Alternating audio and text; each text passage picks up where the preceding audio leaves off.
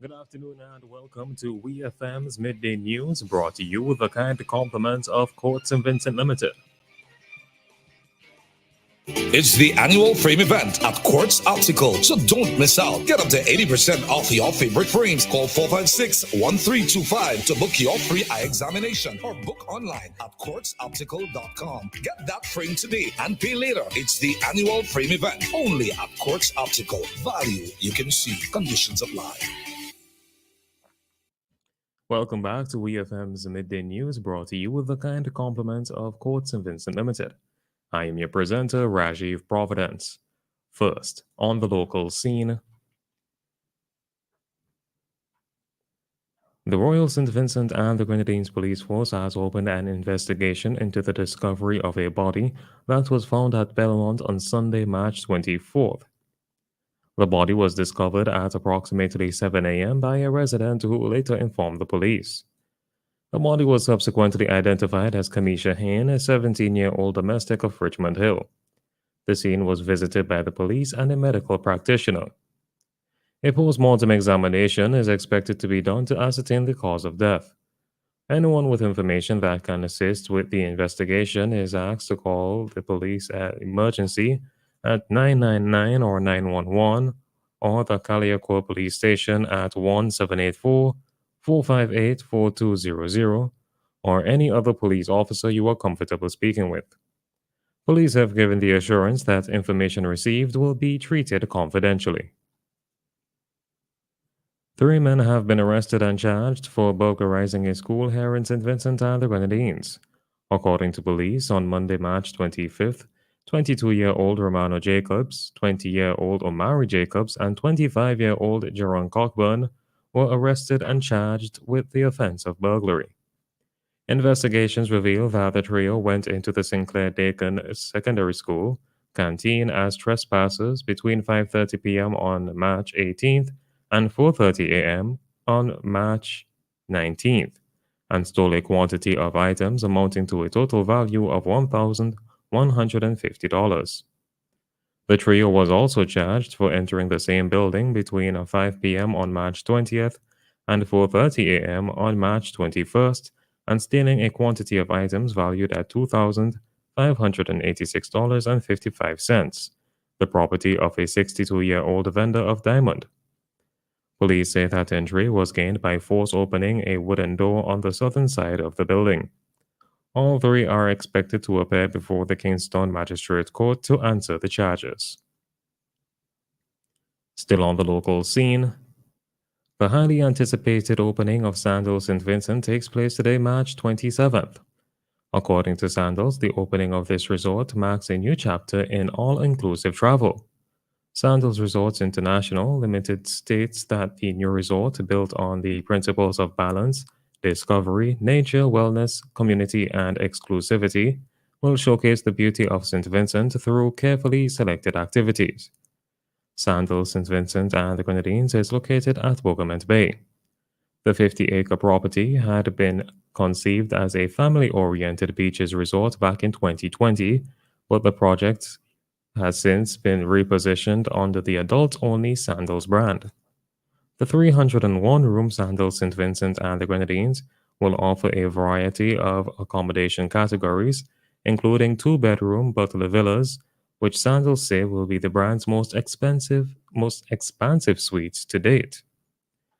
Minister of Finance Camilo Gonzalez, during an earlier tour of the resort, said that upon its opening today, it will have 575 locals employed, with that number set to increase to 900 over time. The Royal St. Vincent and the Grenadines Police Force, in partnership with the Mental Health Rehabilitation Center, continues to host de-escalation training with the police recruits. An official release from police says this training helps to teach police officers skills that can be used when interacting with mentally ill persons.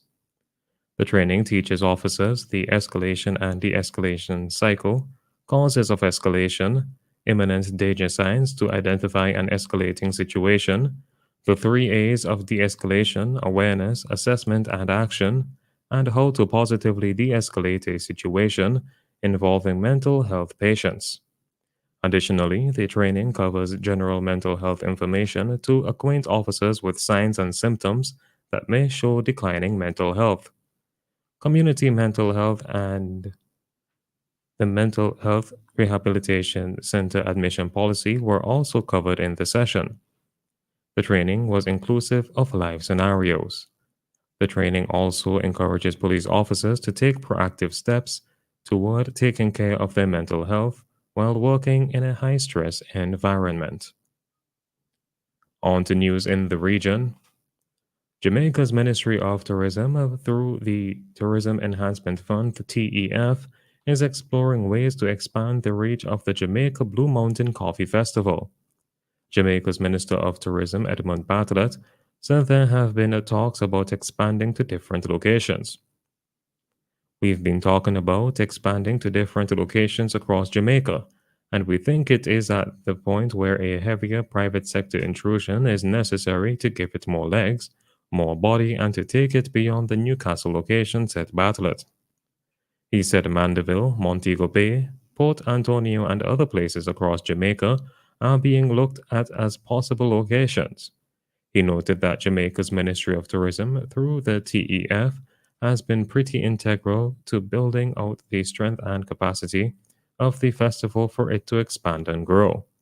Bartlett further noted that although the Ministry of Tourism does not play a direct role in the management of Jamaica's coffee industry, it provides marketing opportunities through festivals such as the Blue Mountain Coffee Festival.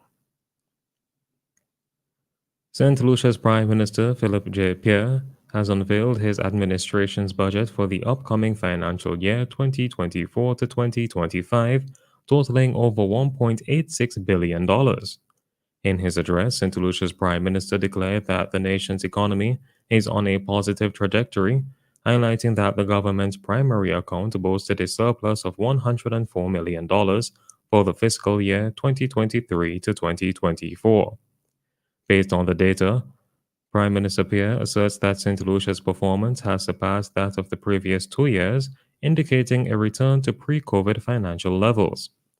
The breakdown of revenue includes domestic revenues of $1.38 billion, loans at $140 million, grants at $73 million, and bonds and treasury bills at $82.6 million.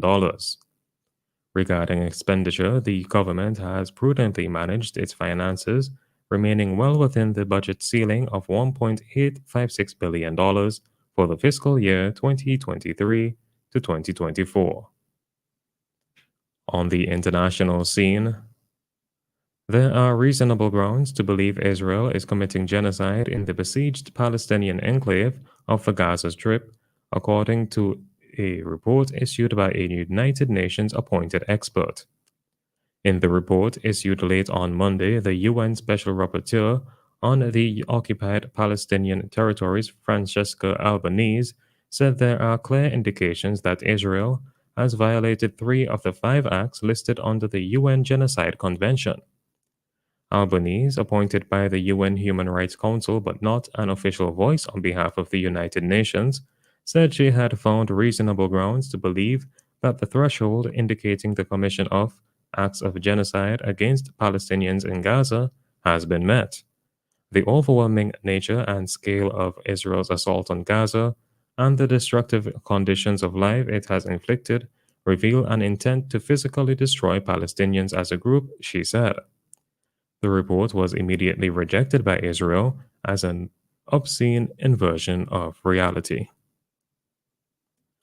Finally, in sports, the Australian Football League, the AFL, has denied it has a cocaine problem after whistleblowers claimed abuse of the drug is widespread in the sport. In a speech to Parliament on Tuesday, an MP accused the Melbourne Demons Club and the AFL broadly of covering up breaches of the league's drug policy.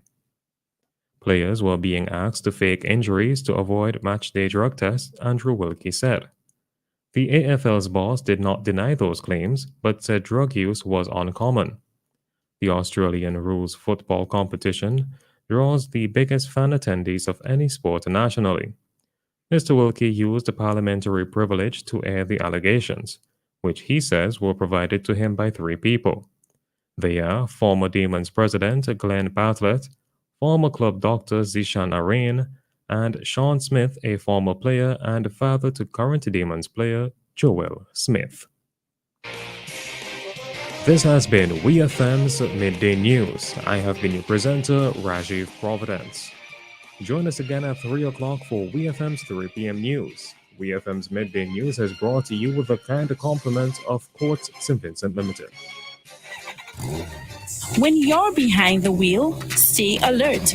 Driving safely should always be your top priority. Protect yourself and other road users by keeping your attention on the road. Stay alive. Avoid distractions like cell phones and maintain a safe distance from other vehicles. Only overtake when it is absolutely safe to do so. And remember to be on the lookout for motorcyclists. The life you save today may be yours. Alert today, alive tomorrow.